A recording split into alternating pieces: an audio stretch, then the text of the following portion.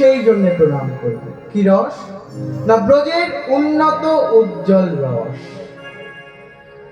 না অনার্পিত চরিণ চিরাগ,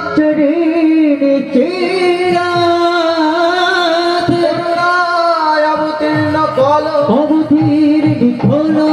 সমর্পয়ত উন্নয়ত উজ্জ্বল রসান স্বভক্তি শ্রীরাম হরি পুরট সুন্দর দূতি কদম্ব সন্নির্পিত সদা হৃদয়ে স্কন্ধরে স্ফুরত ভব সচির শ্রী সচির নন্দন। মহাপ্রভু আমাদেরকে কি দিয়ে গেলেন?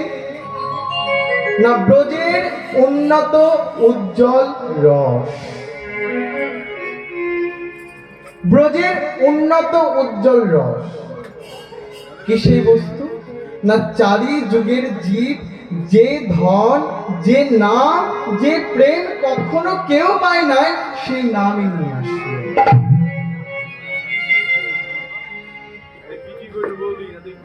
কেউ যদি বলে ভগবান আমি সারা রাত জেগে তোমার কীর্তন শ্রবণ করব, কৃপা করে আমার একতলা বাড়িটাকে দুতলা করে। ভগবান বললেন বেশ বেশ, অল্পর উপর দিয়ে বেঁচে গেলেন না বাবা, তোর দুতলা নেই, তোর চারতলা হবে, শান্তি। কেউ যদি বলে ভগবান সারা রাত জেগে তোমার কীর্তন শ্রবণ করব, কৃপা করে আমার মেয়েটাকে ভালো জায়গায় দিয়ে দিয়ে দেন, ভগবান বললেন বেশ তাই হবে।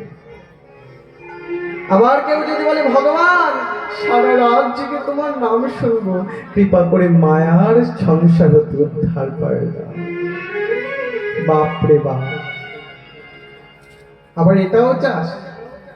বেশ তা না হয় দিলাম। কিন্তু কেউ যদি বলে ভগবান আমি সারাটা জনম তোমার নাম করব, কৃপা করে তোমার প্রেম বস্তুটা একবার দান করো, ভগবান সঙ্গে সঙ্গে বলে দিলেন ওটি হবে না বাছা, আমি ওটি তোমাকে দিতেই পারবো না। কেন? না ওটি আমার নিজের সম্পদ। দেখবেন না এ জগতে নিজের সম্পদ কেউ কাউকে দান করে না। 10 বিঘে জমি আছে, 4টে গাড়ি আছে, কাউকে দান করে দেব? লক্ষ লক্ষ টাকা আছে, কাউকে দান করে দেব? কিন্তু ভগবানের একটি স্বভাব আছে। শাস্ত্রীকে বললেন কৃষ্ণ যদি ফিরে কবি মুক্তি ভক্তি দিয়া, প্রেম কবু নাহি দেন রাখেন লুকায়া,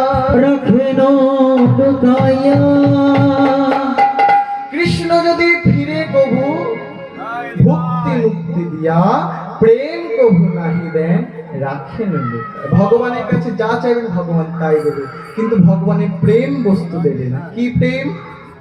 না গোলকের ধন, গোপনের ধন, ব্রহ্মার বাঞ্ছিত ধন, যে ধন চারি যুগের জীব কখনো কেউ পায় নাই, সেই ধন, সেই প্রেম, সেই রসভাব মহাপ্রভু উদরস্থ করে নিয়ে এলেন শুধু আমাদের মতো কলিহত জীবের জন্য। কিন্তু আমরা সেই নাম পেতে বুঝলাম না, সেই প্রেম সেই ভাবে পেয়েও আমরা একটিবার মহাপ্রভুর নাম শ্রবণ করলাম। সেই জন্যে মহাপ্রভুর চরণে প্রণাম করি, কারণ মহাপ্রভু সেই উন্নত রস আমাদেরকে দান করেছে। এই যে শ্লোকটা আমরা আস্বাদন করলাম, এই শ্লোকটি যিনি রচনা করেছেন তিনি একজন মহাপ্রভু বন্ধু ছিলেন, যার নাম ছিল প্রকাশানন্দ সরস্বতী পাদ মহাশয়। এই জগতে দেখবেন কেউ কারোর আমরা বন্ধু না শত্রু না। এই প্রকাশানন্দ সরস্বতী পাদ প্রথম জীবনে মহাপ্রভুর বন্ধু ছিলেন না, শত্রু ছিলেন। দেখবেন এই জগতে আমরা কেউ কারো বন্ধু না শত্রু না। কি না শত্রু? কি ধরুন আপনারা আমাকে চেনেন না, পরে আমাকে চিনতে পেরেছেন, চেনার পরে কি আপনি একজনকে চেনেন না তাকে চিনতে পেরে কি বন্ধুত্ব হয়ে যাবে?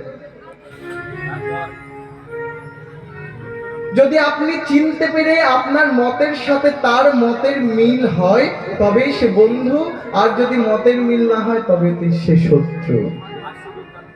এই প্রকাশানন্দ সরস্বতীপাদ ছিলেন কাশীর একজন বিখ্যাত পণ্ডিত, যার লক্ষাধিকের উপরে শিষ্য ছিল, যাকে বলা হতো সরস্বতীর বরপুত্র। এই প্রকাশানন্দ সরস্বতীপাদ মহাশয় ভাবলেন, মহাপ্রভু তখন পুরীধামে গম্ভীরায়, যে সন্ন্যাসীর ধর্ম কেন এমন হবে? সন্ন্যাসী দাঁড়ে দাঁড়ে ঘুরে ঘুরে দিব্য জ্ঞান ছড়িয়ে বেড়াবে, আর তা না বেটা নবীন সন্ন্যাসী গলায় গাঁদা ফুলের মালা পরে রাস্তা দিয়ে দিনরাত হরিনাম করতে করতে চলেছে। তুমি কেমন সন্ন্যাসী?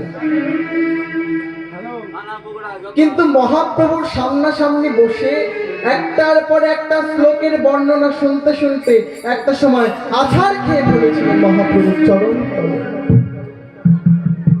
যে হায় হায়, এহেন বিধত্ত পণ্ডিতকে নিয়ে আমি জগতে এত কটু কথা উঠেছে।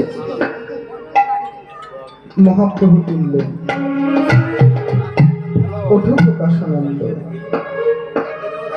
আজ থেকে তুমি আর প্রকাশানন্দ নাও, আজ থেকে আমি তোমার নাম দিলাম প্রবোধানন্দ। এই প্র মানে হলো বুদ্ধি, আর বোধ মানে হলো বিকাশ। এই যে তোমার বুদ্ধির বিকাশ হলো, তাই আমি তোমার নাম দিলাম প্রবোধানন্দ। প্রবোধানন্দ সরস্বতীপাদ মনে মনে ভাবলেন যে এহেন একজন বিদগ্ধ পণ্ডিত